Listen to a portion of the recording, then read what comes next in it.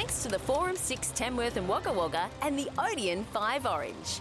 It's the Talking Flickster podcast with JT and Grant Lee.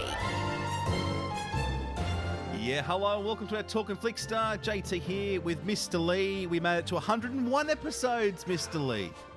Yay! 101 episodes, and we always thought we'd only make it past the pilot. Yeah, I know. We're still here. That's good, though. It means that, It is. yeah, somebody likes it. That's the main thing. Someone likes it. But I have to say, our listenership is going up, and that's what we like. People are listening to our podcast, and that's what we want. Whether it's just Tamworth, Orange and Wagga, but it's around the world as well. So that's pretty impressive. Very impressive indeed. And how did you go? How was the party after we wrapped it up last Friday? It went late into the afternoon.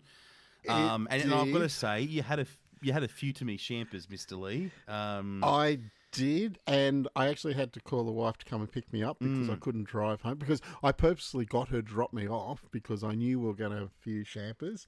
I say the pizza, you did really well. Thank you. And I'm also going to say, and you're probably going to be a little annoyed about this, but the cake was a little dry because it was 3 days old. I did buy it on Tuesday, and it was already it was about 2 days out of date.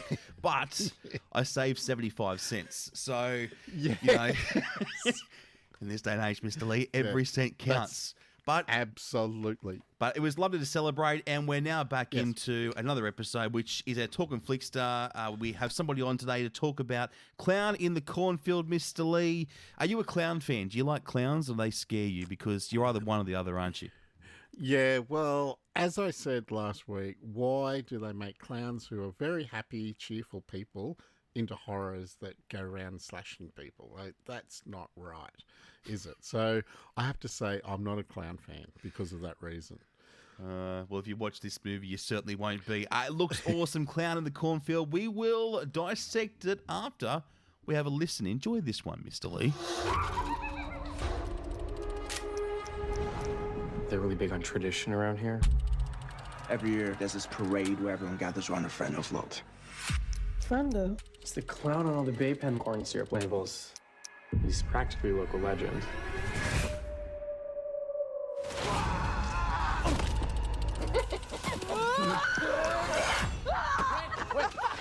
Smile, Philly girl. You're about to become a sensation.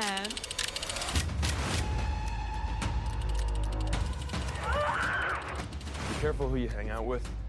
There's some real weirdos at this town.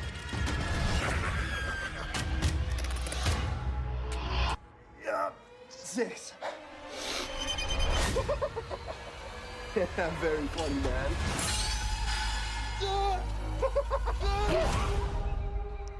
Hey, Ginger! You okay?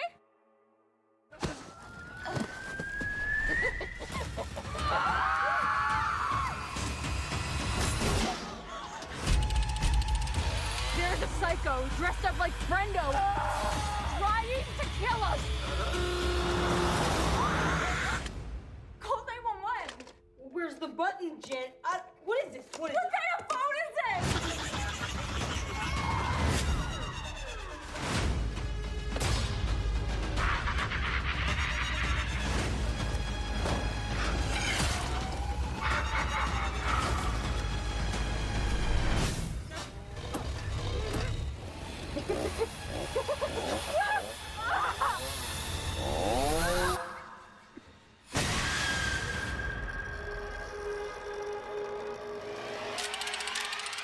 Well, while Grant Lee recovers, I will introduce today's Talkin' Flickster. It's Felicity. G'day, Flick.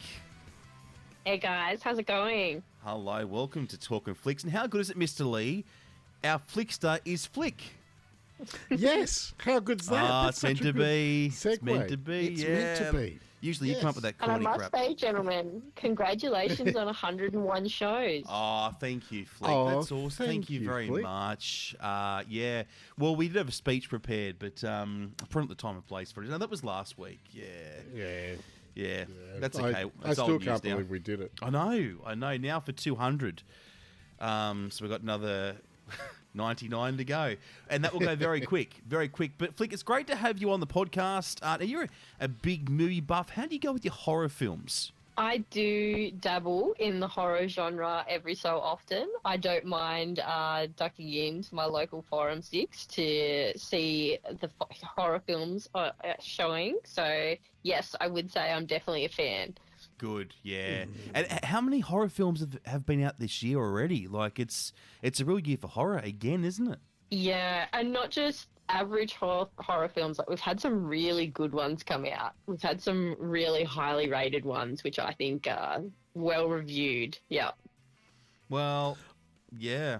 Clown in the Cornfield, how does that stack up? I really enjoyed it. For a 90-minute horror film, I really found there's surprising black humor in there that really caught me off guard. I really had a good laugh as well as some jump scares, so I really enjoyed it. Yeah, see, that's what I don't like is the jump scares. That's what gets me. Hey, so you said dark humour. What do you like horrors that have got comedy in them? Do you think it's a good way of doing a horror sometimes with comedy? I think there's certainly a genre of horror films like Shaun of the Dead that's got, some classic one-liners in there that really spice up a horror film. And you can have a bit of a laugh at yourself because does it really need to be taken so seriously? True. The town of Kettle Springs, it's described, as being decaying and nostalgic. How did the setting contribute to the film's atmosphere? So when we look at it, this is what the film centered around, isn't it? This town. Yeah, so I thought the film really leaned into the authentic small town American country vibes. I really liked all the local characters in the community. Some of them are not so welcoming to newcomers. There was a lot of side eye, a lot of judgy looks, no smiles or handshakes for the newcomers into the town. I thought, Keller Springs was set up to be, your pretty standard small country American town. I really liked it. How long into the film did it take to see the cornfield? Pretty much the cornfields were there within the first 5 minutes, I think. They had a cornfield party. So, yeah, plenty of corn. There was lots of corn. Cornfields freak me out. They really do. Like, that's one thing that would get me, I reckon, is the cornfield. Yeah. Freaky. Nah. Were people walking around eating cobs of corn, popcorn, like all that sort of stuff? Anything to do with cobs of corn? Not cobs of corn, but golden syrup. They were into the corn syrup. Oh. Yep. Oh. Can be used for so many things, Corn. We'll turn this into a cooking podcast.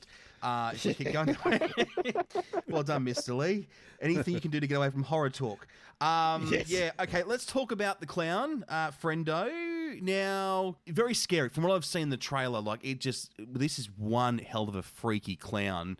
Tell me, how scary actually was Friendo in this movie? I think Friendo was pretty scary because he wasn't a supernatural clown. He could have been anyone in the small town community. Friendo kept you guessing right until the very end trying to work out who the villain was. So I definitely thought he was a pretty diverse clown. Yeah, he kept you guessing. He was pretty traditional in his attacks. I thought he was a bit of a slasher clown. Traditional, blood and gore. There was nothing magical about it. I have to say, Friendo is a great name for a clown, but not for a horror clown that goes around slashing people. Like, Friendo? Really? Like, that's... Yeah, that makes me feel like he's a nice... Yeah, well, anyway. Tell me, what was he like, compared to Pennywise or, other clowns? What was he like? Could he be anything like Pennywise? Because I know Pennywise the clown from It, and I've seen It many, many, many moons ago, the original. I haven't seen the latest ones, but yeah, what was Friendo like compared to them? I think Pennywise was really creepy, a really freaky clown, whereas Friendo was a violent clown. He wasn't a mysterious hiding clown. He was in your face with the chainsaw chasing you through the cornfields, Oh, yeah, that is freaky. Oh, that's it.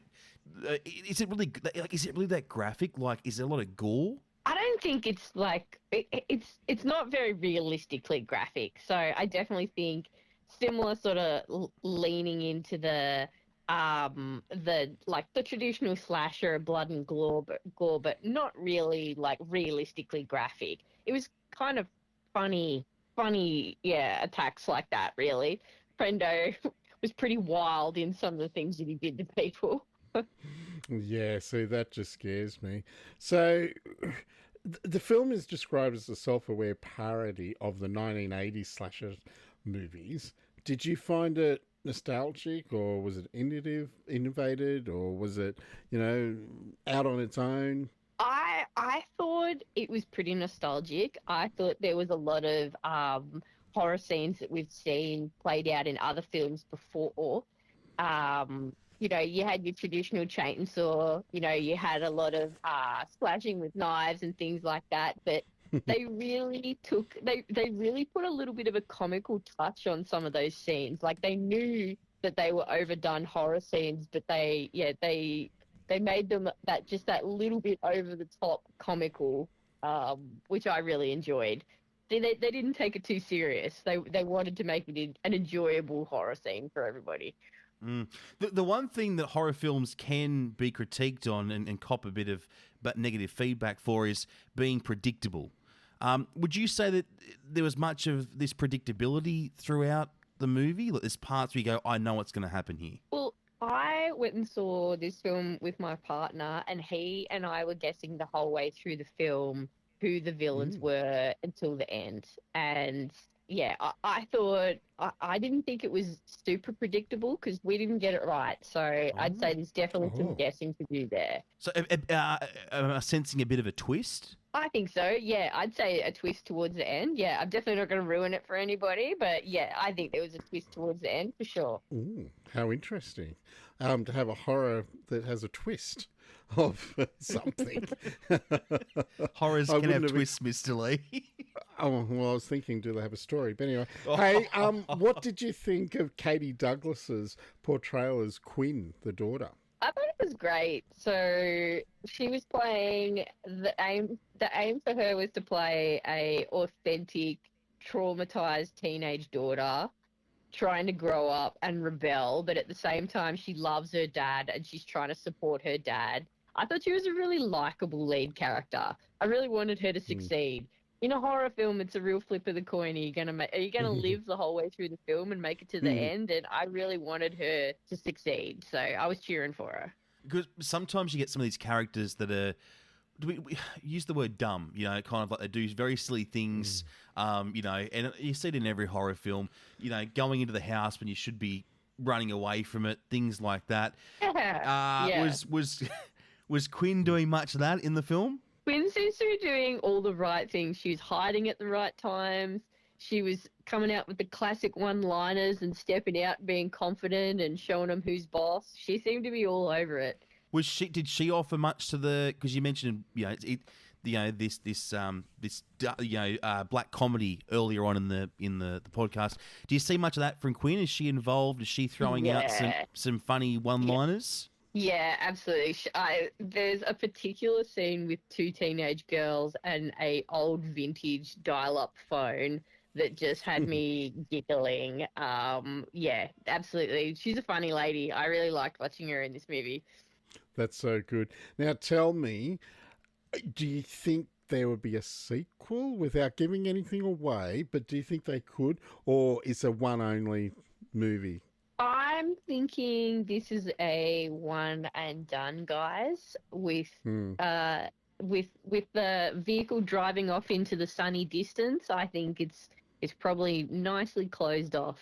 But as we always know, money talks, and if it does well, it's already taken just under 500,000 in Australia alone in the last week. So that's pretty big for a horror movie, taking that sort of money. So you never know. We'll have a look at what the worldwide figures are, and you never know. It might be a sequel if it pays to. Because the movie did come from a novel, didn't it? It was a young adult's novel.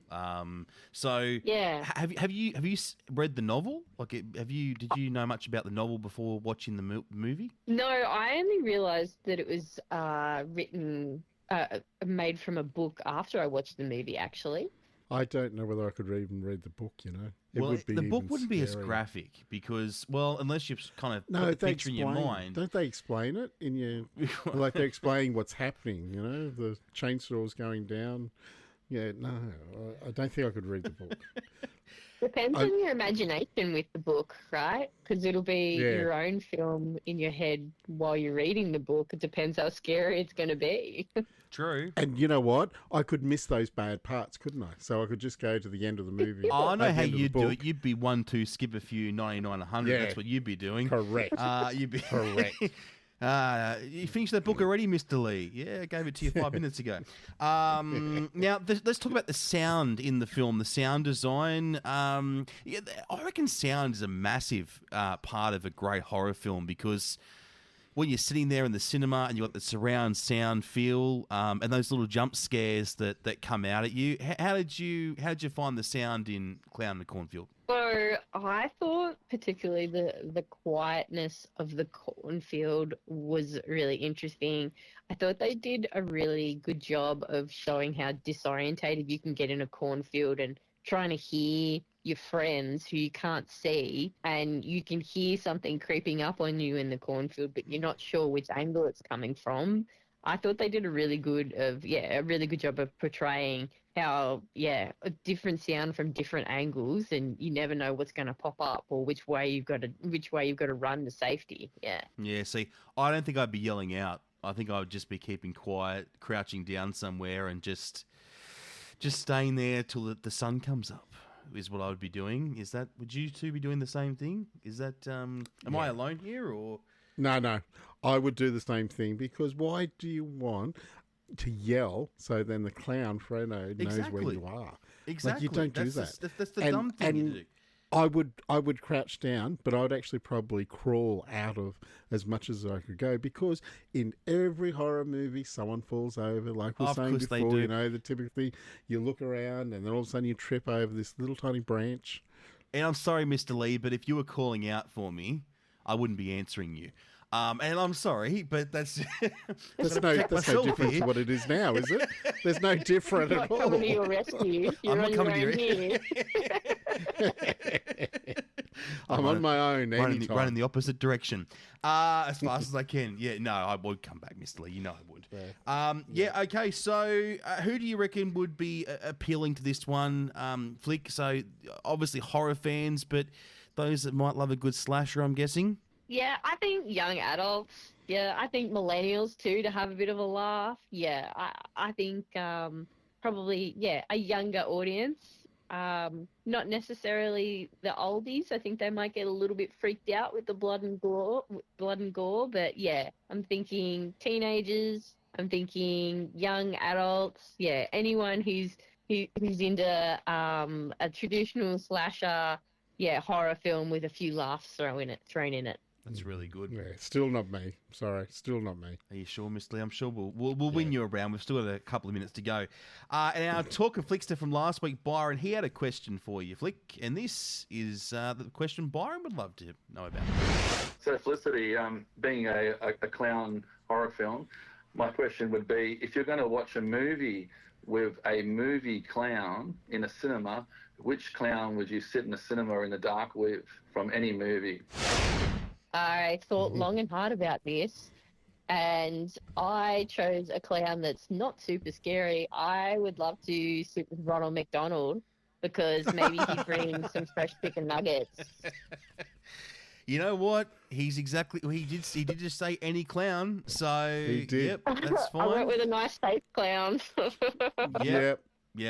I would do exactly the same thing, Flick. I would be sitting with Ronald McDonald as well, because at least you know it'll just be nice and comfortable. You don't have to worry about watching him, you know, if he pulls out a knife or something. So there you go. That's a good choice. I like that. All right, well, let's open up this freezer, Mr. Lee. I think it's that time. Do you want to give Flick the choc tops? Yeah, look, I've got 5 choc tops here. Actually, talking of, what's your favourite choc top flavour? I'm a big strawberry choc top girl. Yeah. We haven't had a strawberry. No, we haven't. No, yeah, it's different. And tell me, does Wagga have strawberry all the time? Absolutely, they do. They make delicious strawberry choc tops. Oh, because it's lucky because in Tamworth we have it as a special, so we only have it every now and then, so it's not always out. So there you go. Anyway, wow. So I've got 5 strawberry choc tops. How many choc tops are you going to give Clown in the Cornfield? I'm giving Clown in a Cornfield 3 choc tops, guys. 3 out of 5. Wow.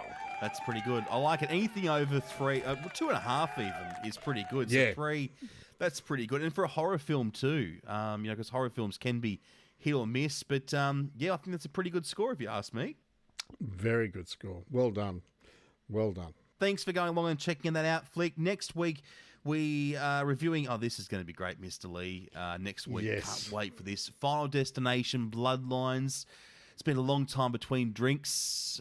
Flick, well, I will be doing this one next week.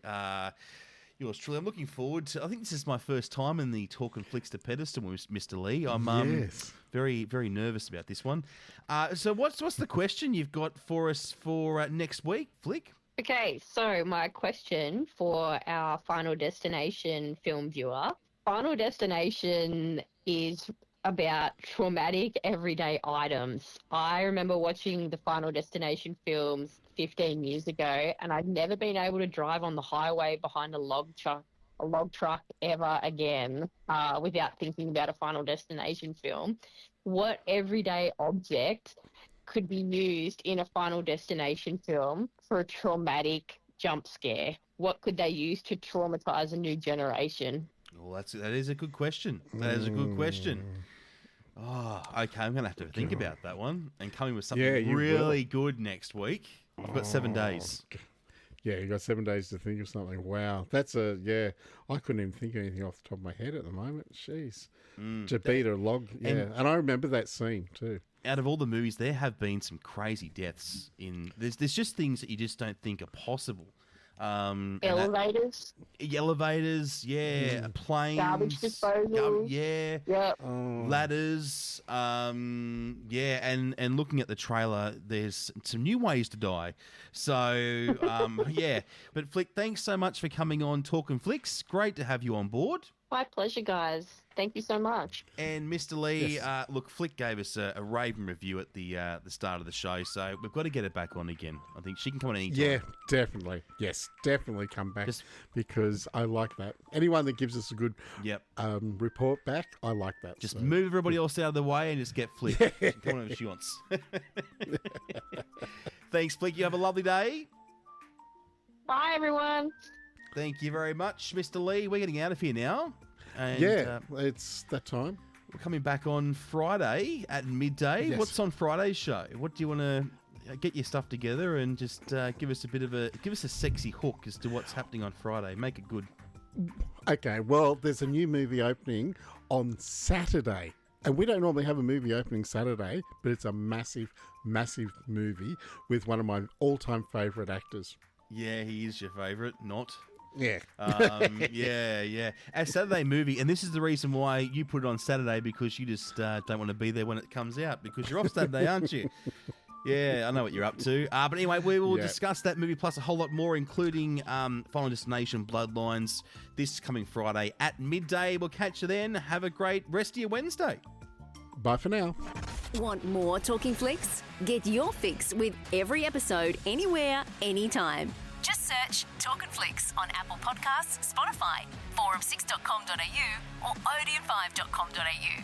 Until next time, we'll see you at the movies.